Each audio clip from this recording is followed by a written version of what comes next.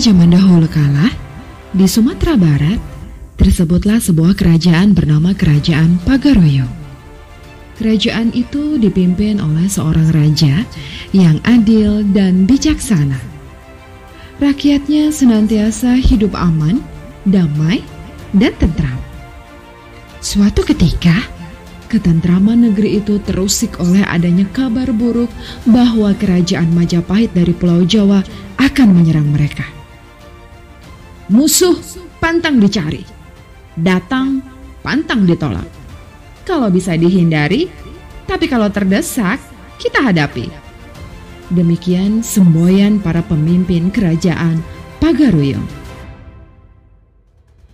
Suatu hari, pasukan kerajaan Majapahit tiba di Kiliran Jauh, sebuah daerah di dekat perbatasan kerajaan Pagaroyong. Di tempat itu, pasukan kerajaan Majapahit mendirikan tenda-tenda sembari mengatur strategi penyerangan ke kerajaan Pagaroyong. Menghadapi situasi genting itu, para pemimpin Pagaroyong pun segera mengadakan sidang.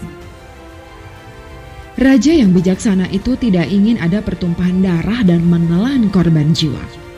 Penasehat raja pun angkat bicara. Ampun Paduka Raja. Untuk menghindari terjadinya pertumpahan darah, alangkah baiknya jika musuh kita ajak berunding. Kita sambut mereka di perbatasan, kemudian berunding dengan mereka.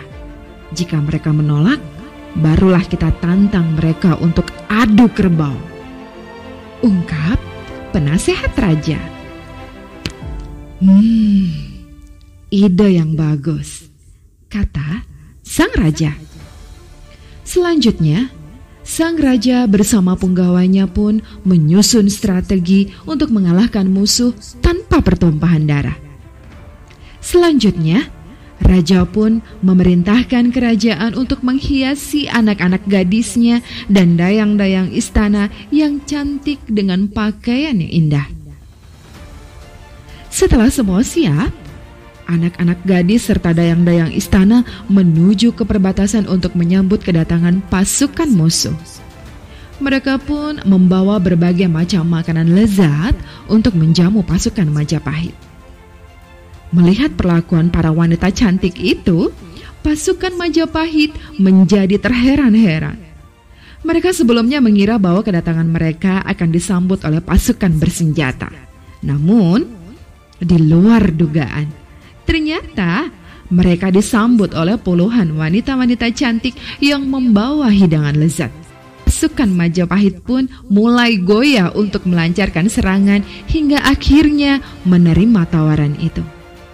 Akhirnya, kedua belah pihak bersepakat untuk beradu kerbau.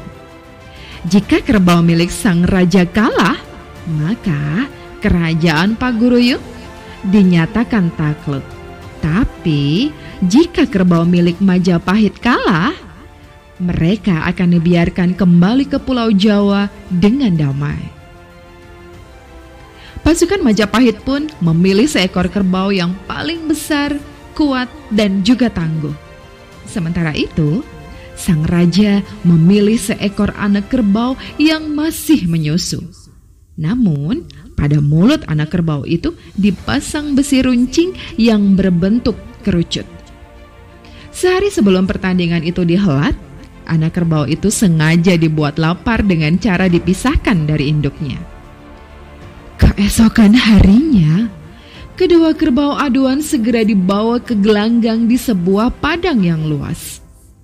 Para penonton dari kedua belah pihak pun sedang berkumpul di pinggir arena untuk menyaksikan pertandingan yang akan berlangsung sengit tersebut. Kedua belah pihak pun bersorak-sorak untuk memberi dukungan kepada kerbau aduan masing-masing. Begitu kedua kerbau tersebut dilepas, kerbau milik Majapahit terlihat beringas dan juga liar. Sementara itu, anak kerbau milik Pagaroyong segera memberu hendak menyusu pada kerbau besar itu karena mengira induknya.